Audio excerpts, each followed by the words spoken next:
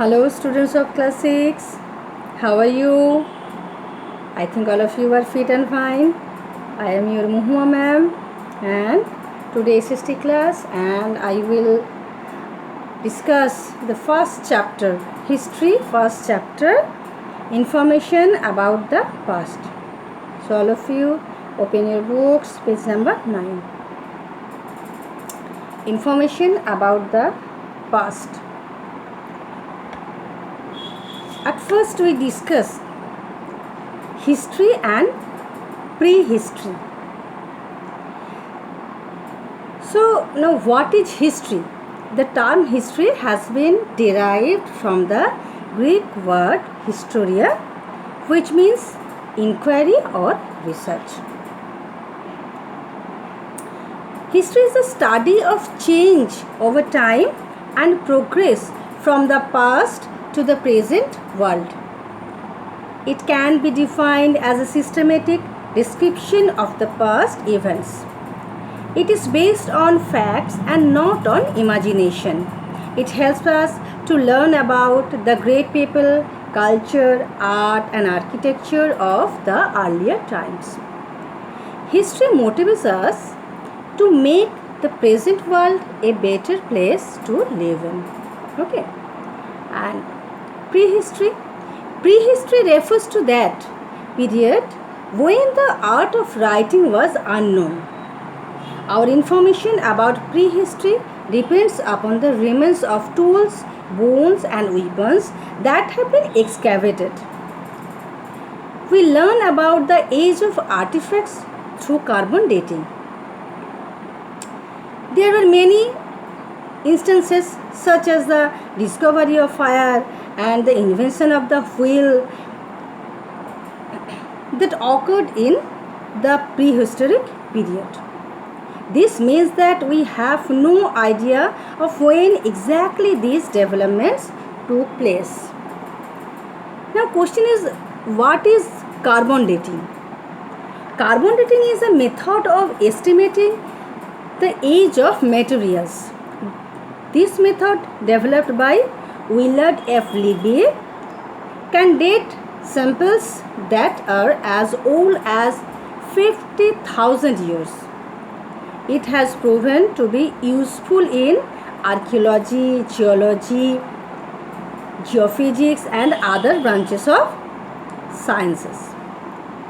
Chronology is the way events are arranged in or according to the order of time. What do you mean by AD? Do you know? Not after death. Okay. It is an abbreviation of Anno Domini, which is a Latin phrase meaning in the year of our Lord, referring to the year of Christ's birth. In most usages, BC stands for before in Common Era and C stands for Common Era. The dates are counted backward in BCE. 100 BCE comes before 99 BCE. BCE is used in place of BC and CE is used in place of AD. Okay. The word common in both instances refers to the Gregorian calendar. For example, 2015 can be written as CE 2015. Okay. So history refers to the period after the invention of writing. This is the difference between prehistory and history. Prehistory refers to that period when the art of writing was unknown. But history refers to the period that after the invention of writing. The written records, dates, names of places and people may be on bhojpatras, palm leaves or pillars are sources of information. Okay. History is generally categorized into 3 periods. Number 1 ancient, number 2 medieval and number 3 modern. So ancient, medieval and modern. Let us see how a historian studies the source material and then draw conclusion. The source material can be divided into three categories: oral sources, archaeological sources, and literary sources. Now, question is, why is study of the past study of the past important?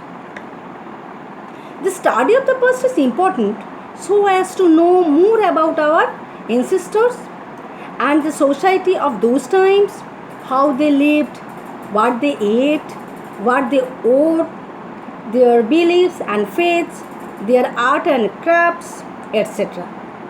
History is a journey into another world or age when life was different. History gives us information about our country, its past and culture.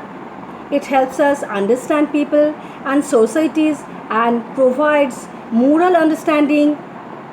History keeps record of changes that have taken place over a period of time. Now, archaeological sources. Some materials of the past are buried deep under the earth. They are either discovered by chance or archaeologists dig certain places and find ancient inscriptions, coins, pots, or buildings. The study of these remains tell the archaeologist about the religious, social, and cultural conditions of the time. For example, buildings excavated from Mohenjo-daro provide useful information about the Indus Valley civilization. The archaeological sources are mainly inscriptions, coins, monuments, sculpture, painting, articles of daily use, and skeleton.